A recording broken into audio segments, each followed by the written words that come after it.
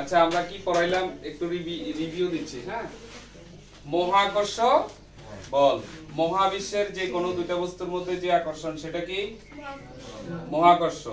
মহাবিশ্বের যে কোনো দুইটা বস্তুর মধ্যে যে আকর্ষণ সেটা কি মহাকর্ষ। তো এখানে আমি দুইটা বরের বস্তু নিয়েছি। দেখো m1 এবং m2 বরের দুইটা বস্তু d দূরত্বে আছে।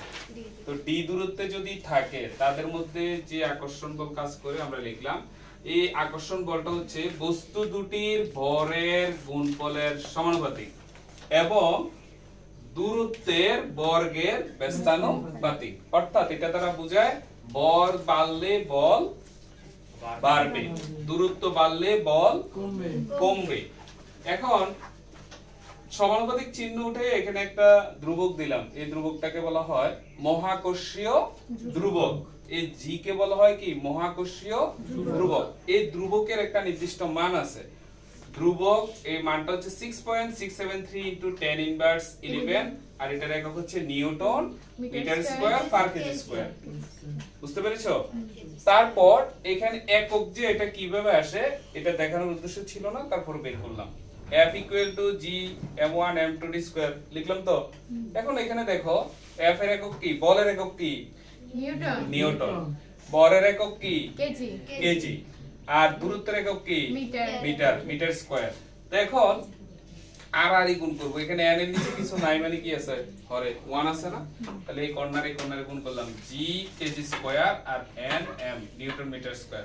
এখানে g এর যেহেতু একক বের করব তো g টা রেখে দিলাম আর newton metre square divided kg square. অর্থাৎ কেজি যদি উপরে যদি চলে যায় সূচকটা মাইনাসের হয়ে যাবে। ওকে, তাহলে আমরা একক বের করে শিখলাম newton metre square per kg square. আর তারপরে বলেছি যে যদি এটা পৃথিবীর পৃষ্ঠে কোন একটা বস্তু থাকে তাহলে পৃথিবী ওই বস্তুটাকে আকর্ষণ করবে, ঠিক না? ওই বস্তুটাকে পৃথিবী আকর্ষণ করবে। অর্থাৎ তোমার সূত্রটা হয়ে যাবে এরকম, এটা হচ্ছে পৃথিবীর ভর আর এখানে বস্তুটা আছে, ওই বস্তুর ভর স্মল m ধরলাম, পৃথিবীর ভরকে ক্যাপিটাল M ধরলাম। পৃথিবীর কেন্দ্র থেকে পৃষ্ঠ পর্যন্ত দূরত্বটা হচ্ছে r, মানে পৃথিবীর ব্যাসার্ধ। r এর মান কত? r হচ্ছে 6 into 6.4 into 10 to the power 6 metre, অথবা তোমার বইয়ে এটা 6.37 আছে। ওকে, যদি 37 থাকে 37 আর যদি না থাকে 6.4 দিলে কোনো সমস্যা হবে না। আর এখানে m হচ্ছে পৃথিবীর ভর। পৃথিবীর ভর কত? পৃথিবীর ভর হচ্ছে 6 into 10 to the power 24 KG. একটু মিলিয়ে দেখো 6 into অর্থাৎ 5.98 মেবি আছে, তো এটা হচ্ছে পৃথিবী ভর 24 কেজি। ঠিক আছে, 5.98 into 10 to the power 24 KG অথবা 6 into 10 to the power 24 KG যেটাই দাও। যদি না থাকে ওইটা যদি দেওয়া থাকে মানে 5.98 দেওয়া থাকলে ওইটা বসাবা, আর না থাকলে এটা বসালেও সমস্যা নেই। এখন পৃথিবীর পৃষ্ঠে কোন বস্তুর ভর আর এটা হলো পৃথিবীর ভর, এই ক্ষেত্রে বলটা কি হবে? F = G into পৃথিবীর ভর আর পৃথিবীর পৃষ্ঠে কোন একটা বস্তুর ভর। দূরত্ব কত? এই দুটো দূরত্ব কত? পৃথিবীর ব্যাসার্ধের সমান না, এই r বসালাম r স্কয়ার, ওই d এর জায়গায় আমরা কি বসালাম r স্কয়ার। তারপর F = mg লেখা যায় আর এখানে g আর m r স্কয়ার। তো এখানে m আর এই জায়গায় m কাটা যায়, কাটা দিতে পারি না, দুই পাশে m আছে, তাহলে g = থাকে gm/r স্কয়ার। বুঝতে পেরেছেন? তাহলে আমার এই পর্যন্ত কমপ্লিট। যদি এটা পৃথিবীর পৃষ্ঠ থেকে আরেকটু উপরে হয় তো সেক্ষেত্রে কি হবে একটু দেখাচ্ছি, ক্লিয়ার করে দেখেন। ধরো এটা হলো পৃথিবী, এতক্ষণ পৃথিবীর পৃষ্ঠে বের করছিলাম, এখন পৃথিবীর পৃষ্ঠ থেকে এইখানে একটা বস্তু আছে, এই বস্তুর ভর হচ্ছে m আর এটা হচ্ছে পৃথিবীর ভর, আর পৃথিবীর কেন্দ্র থেকে এতটুকু দূরত্ব হচ্ছে r। তাহলে ওই দূরত্বটাকে আমি জানি, ধরে নিলাম এটা হচ্ছে স্মল r। তা সেক্ষেত্রে এই সূত্রটা হবে g = gm/r প্লাস এই যে এটাকে যদি স্মল r ধরো তাহলে স্মল r লিখে স্কয়ার। বুঝতে পেরেছো? তাহলে পৃথিবীর পৃষ্ঠ থেকে r দূরত্ব r উচ্চতায় অবস্থিত বা h উচ্চতায় অবস্থিত কোন বস্তুর উপর g এর যে মান যদি বের করতে বলে তাহলে এই সূত্র অ্যাপ্লাই করব। অভিকর্ষজ ত্বরণ কত এটা বের করতে বললে, আর যদি পৃথিবীর পৃষ্ঠে কোনো বস্তু থাকে তাহলে তার উপরে অভিকর্ষজ ত্বরণ কত এটা বের করতে বললে আমরা এই সূত্রটা অ্যাপ্লাই করব। ক্লিয়ার? জি স্যার। আমরা একটা অঙ্ক করব, সবাই এদিকে তাকান।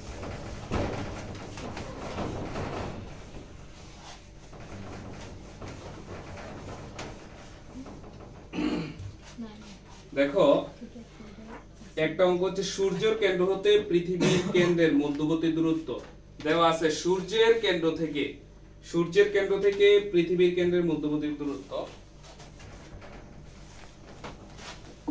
সূর্যের কেন্দ্র থেকে পৃথিবীর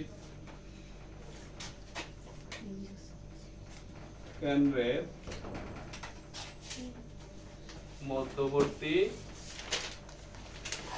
দূরত্ব 1.5 into 10 to the power 11 metre. 1.5 into 10 to the power 11 metre. পৃথিবীর ভর 2.4 into 10 to the power 24 kg যা দেওয়া আছে এখানে। পৃথিবীর ভর 2.4 into 10 to the power 24 KG. সূর্যের ভর 2 into 10 to the power 30 KG.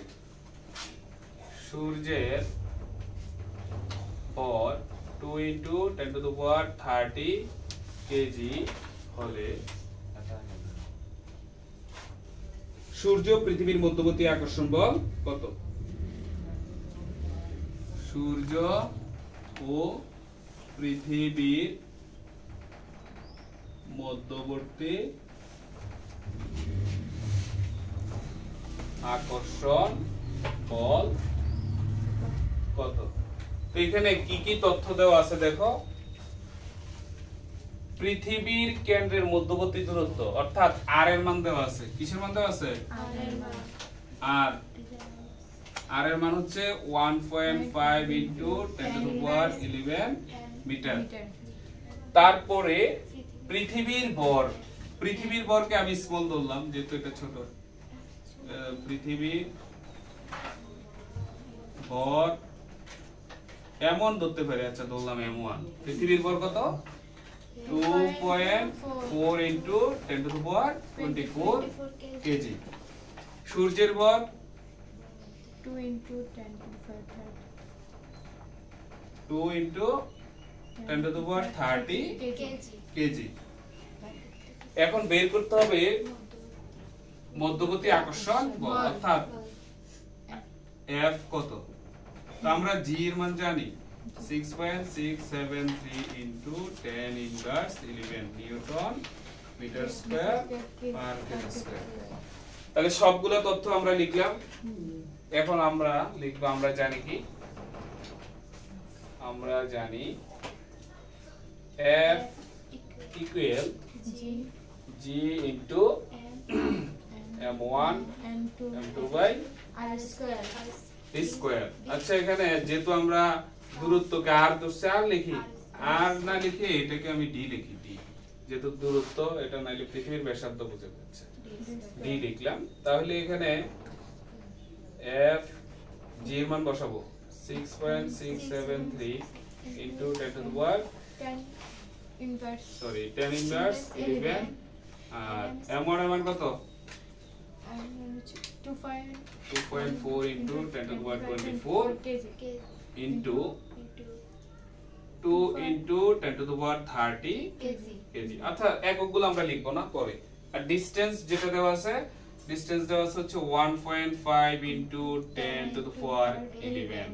ওকে, এখন আমরা ক্যালকুলেশন করব। ক্যালকুলেশন একেবারে ইজিলি করব।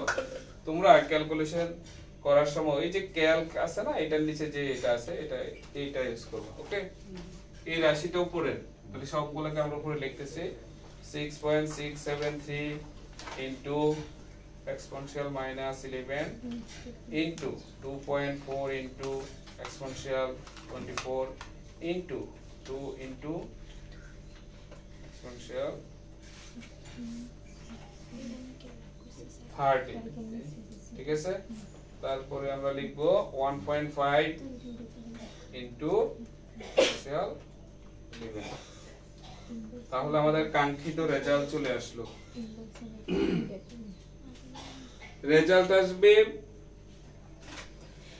6.67 2.13 into 10 to the power 33 Newton এটা আসে ঠিক আছে আচ্ছা এখানে একটা তথ্য তো ভুল লিখছি এটা স্কয়ার হবে না এইটা স্কয়ার হবে তো স্কয়ার দিলে তো আরো মানটা পরিবর্তন হবে তো মানের পরিবর্তন হবে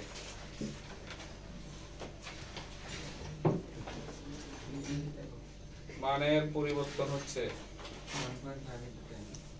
এটার মান আসবে হচ্ছে 1.42 into 10 to the power 22 1.42 into 10 to the power 22 Newton বুঝছো এখানে ওই যে d এর উপরে স্কয়ার আছে না স্কয়ারটা কাউন্ট করতে হবে অথবা আলাদাভাবে এটা বের করব প্রথম এরপর এটার সাথে গুণ করে দিবা ইজিলি হয়ে যাবে ক্লিয়ার তাহলে এটার উত্তর আসলে হচ্ছে 1.42 into 10 to the power 22 Newton complete